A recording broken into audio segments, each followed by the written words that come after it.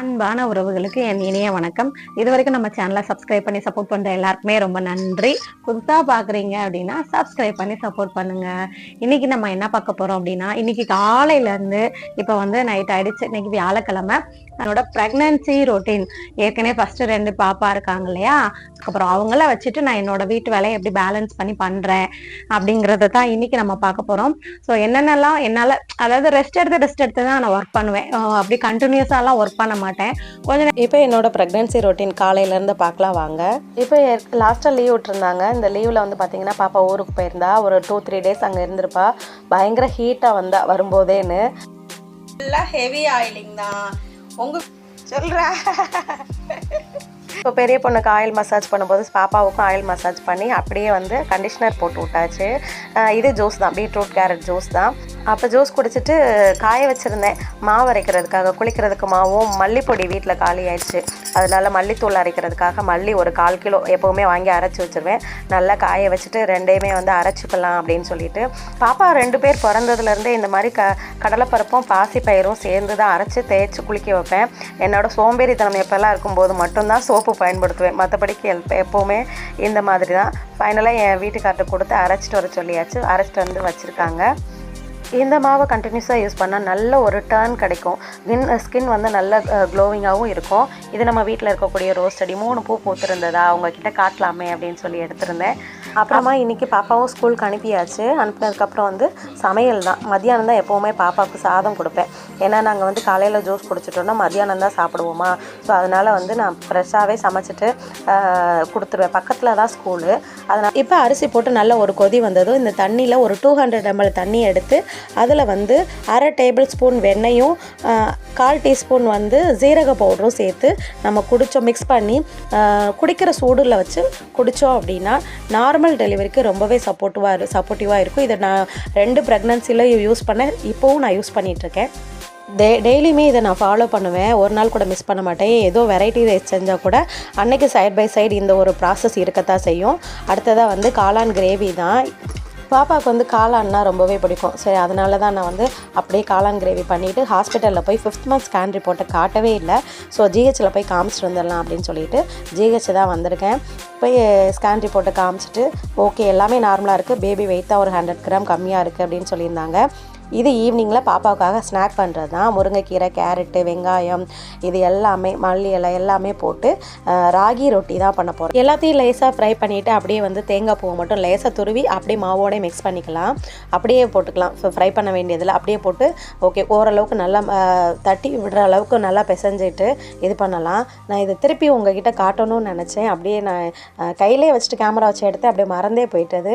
அதனால் திருப்பி நான் காட்டேன். இன்னொரு தடவை செய்யும்போது கண்டிப்பாக உங்ககிட்ட ஷேர் பண்ணுறேன். அதுக்கப்புறமா வந்து பார்த்தீங்க அப்படின்னா நான் இது நைட்டு டிஃபனுக்காக வந்து அடை தோசைக்கு நினச்சி வச்சுருந்தேன். ஸோ இதுதான் வந்து என்னோடய நைட்டு டிஃபனுக்கு.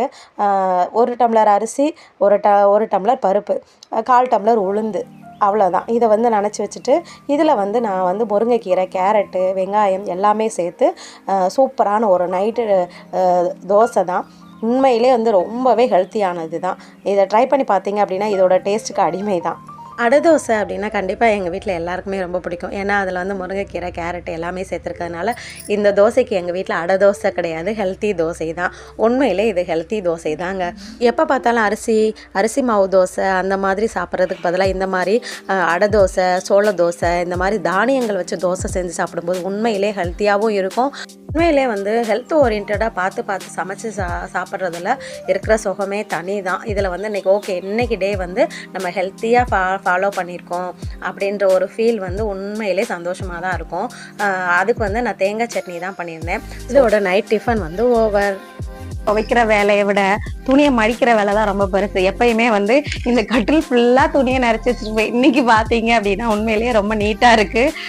அதனாலேயே கட்டில் உட்காரணும் அப்படின்னு தோன்றது. இந்த மாதிரி இன்னைக்கு வந்து நான் ஃபுல்லாக வந்து துணியெல்லாம் துவைச்சிட்டு இந்த வாஷ் பண்ணி ஃபுல்லாக கண்டினியூஸாக வந்து மடிச்சே வச்சாச்சு. ஸோ அக்காரோடது ஒயிட் கலர் வேஸ்டி ஃபுல்லாக கண்டிப்பாக என்னால் துவைக்க முடியாது. ஸோ அதெல்லாம் வந்து நான் மிஷினில் போட்டுருவேன். பாப்பாவோடது கையில் எது வாஷ் பண்ணுறதோ வந்து சின்ன இது வந்து நான் துவைக்கிறதெல்லாம் வந்து நானே துவைச்சிருவேன். கையில தான் துவைக்கணும் அப்படின்ற மாதிரி இருக்கிறது, புதுசா இருக்கிறது அதெல்லாம் வந்து நான் கையிலேயே துவைச்சிருவேன். ஸோ அந்த மாதிரி, ஏன்னா ஹெவி ஒர்க் பண்ணக்கூடாது. போர்வை, அதாவது பெட்ஷீட்டு அந்த மாதிரி ரொம்ப ஸ்ட்ரெயின் பண்ணி நம்ம ஒர்க் பண்ணக்கூடாது ப்ரெக்னன்சி டைம்ல.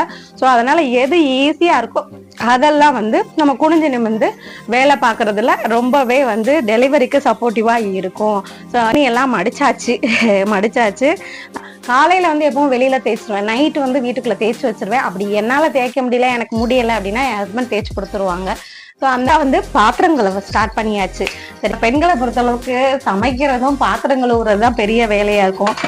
சமைக்கிறதுக்கு என்னடா சமைக்கிறது அப்படின்னு தோணும். அது அடுத்ததா வந்து ஐயோ பாத்திரம் கழுவணுமே அப்படின்னு தோணும். உண்மையிலே வந்து பிரெக்னன்சி லைஃப்பை பொறுத்தளவுக்கு எப்படி இருக்கும் அப்படின்னா வந்து யாராவது சமைச்சு கொடுத்தா போதும், நம்ம சாப்பிடலாம் அப்படின்ற மாதிரி இப்போதைக்கு அப்படிதான் இருக்கு, ஃபீல் ஆகுது.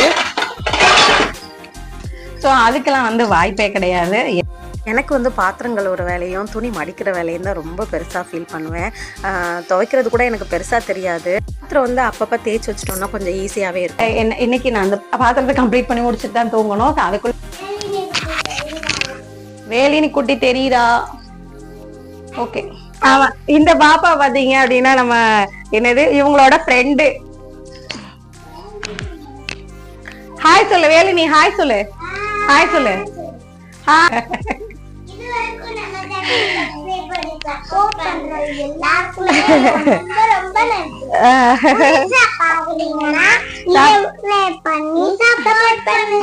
ஓகே, இன்னைக்கு இந்த டெய்லி ரொட்டீன் ஒர்க் பிடிச்சிருந்துச்சுன்னா மறக்காம ஒரு லைக் கொடுத்துருங்க.